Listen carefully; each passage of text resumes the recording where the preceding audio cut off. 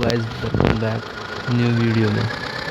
खेत पे चले हैं, कल्टीवेटर लाना है उधर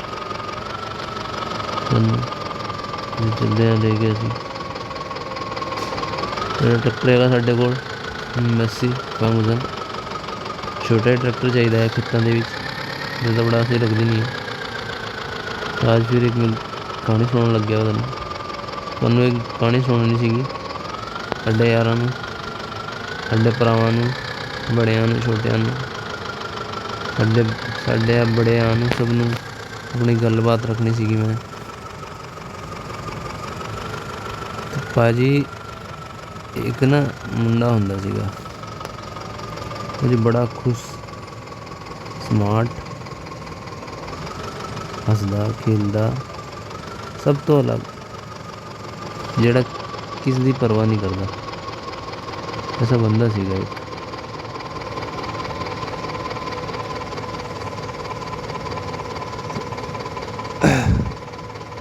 ओदी जिंदगी चंगी चलती पई आ। एक दिन ओदी जिंदगी च एक मोड़ आंदा, वो पढ़ाई की भी टेंशन नहीं लेंदा की होना की नहीं होना, पढ़ाई दे विच भी चंगा ही सीगा, इन्ना भी माड़ा नहीं। तो एक दिन स्कूल ते आन लग गया हुआ छुट्टी ते घर नूं,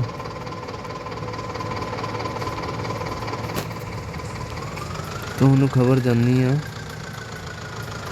तेरे पिताजी के हथ दे विच चोट लगी है वीरे। उन्होंने ये खबर जानी आ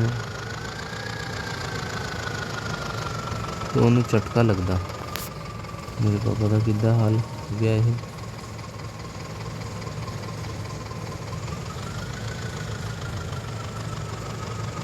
उन्होंने बहुत झटका लगता,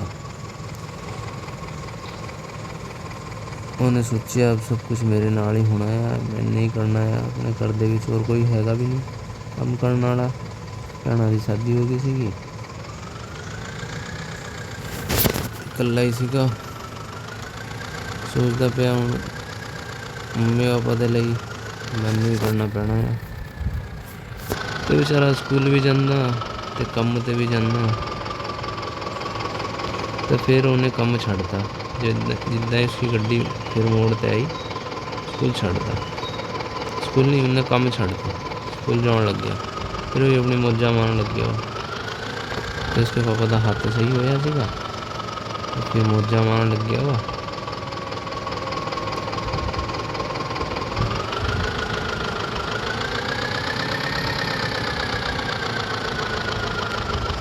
फिर होया कि वो जिंदगी खुशियां छीणन का टाइम आ गया। घर वाले ने वो नाल इदा खेल खेलिया, थोनू दसांगा तो तुसीं कहोगे। वो बंदा 9th फेल हो गया, 9वीं क्लास वो फेल हो गया। तो फिर वो जिंदगी की उल्टी गिनती स्टार्ट हो गई। उन्हें सोचा यार मैं अपने मम्मी पापा का थोड़ा सा सहारा वारा जा बन जूगा, आर्मी उर्मी ते जाके नौकरी नाकरी अच्छी लग जूगा, तो मेरे घर का काम चल जूगा। ਉਹਦਾ सुपना पूरा तो नहीं होया जी।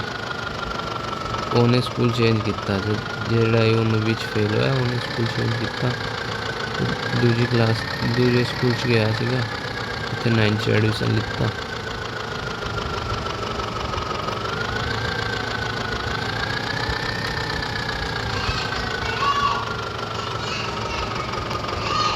फिर उधर पास हो गया सीगा जी 9वीं ते, कोई गल नहीं, पढ़ता रहा। तो वो जिंदगी चाहिए फिर एक कुड़ी, उन्हें वो ऐसी मती मारी जो हसदा खेलता बंदा ख्वाबां च जीण लग गया। वो शरीर च जान सीगी अलग ही, सब तो अलग। गाँव दे विच करदा कोई नहीं, ना लड़ने दे विच ना खेलने दे विच। हाँ पढ़ाई दे विच वो कंपीटिशन नहीं करता सीगा, क्योंकि दिमाग सबका अलग अलग होंदा है। बाकी तो चीज़ों के उन्होंने पिछे हटा नहीं सकता कोई।